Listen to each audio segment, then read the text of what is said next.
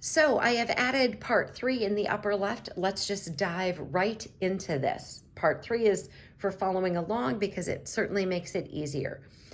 Having some basic understanding of Judaism will help you, having some basic understanding.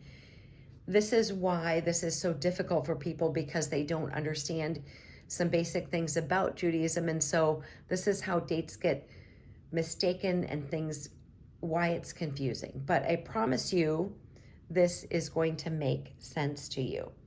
So yesterday I said we had to kind of back up a little bit. Let's start again in Exodus 12, verse 3, because this is what you need to understand when things are going forward. So Exodus 12, verse 3 says this: "Speak to all the congregation of Israel, saying, on the 10th of the month, every man shall take for himself a lamb according to the house of his father, a lamb for a household. And if the household is too small for the lamb, let him and his neighbor next to his house take it according to the number of persons. According to each man's need, you shall make your count for the lamb. Your lamb shall be without blemish, a male of the first year. You may take it from the sheep or from the goats. Now you shall keep it until the 14th day of the same month. Then the whole assembly of the congregation of Israel shall kill it at twilight. They shall take some of the blood and put it on the 2 doorposts and on the lintel of the houses where they eat it. Then they shall eat the flesh at that night, roasted in fire with unleavened bread, and with bitter herbs they shall eat it. Do not eat it raw nor boiled at all with water, but roasted in fire, its head with its legs and its entrails.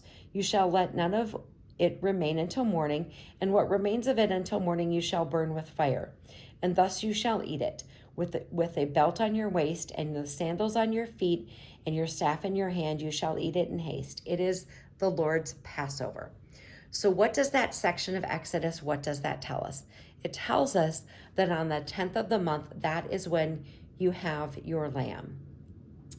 And we know that there has to be an inspection, and it says, "And you shall keep it until the 14th day of the same month." So what do we know? If we're counting first day, second day, etc., when we get to the 10th, that is when the Passover lamb is chosen, and then we have to have an inspection, because that's what it says. You keep it until the 14th. And that is when Passover is. So we have some more things that we need to do, because where was Jesus? How do we know all of this fits into place? And that's where we're going to go next. So now we're going to go into the New Testament, and we're going to be in the book of John. And so it's going to tell us where Jesus is. This is how we know. And so let's look at that. So this is John 12, verse 1.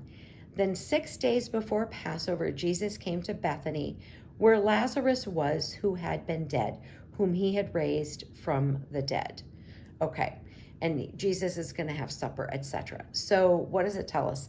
6 days before Passover. We know that Passover is Nisan 14, so what is 6 days before that? I promise you, doesn't this all make sense? 1, 2, 3, 4, 5, 6.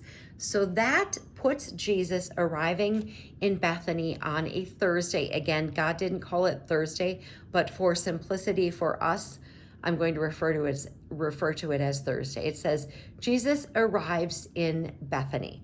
It goes on to say in this passage of John that they have supper, and that this is when Mary takes the pound of the costly oil, etc., and anoints his feet and wipes his feet with her hair, and the house is filled with the fragrance of oil. So all of that is these few passages here at the beginning of John 12. So we know now that Jesus is in Bethany on Thursday, 6 days before Passover. Okay, so tomorrow we're going to pick up in part 4, and we'll look at a little bit more of this and put it all together. It's making sense. I know it's making sense to all of you. Armor up, we ride at dawn. May God bless you as always. Have a great day.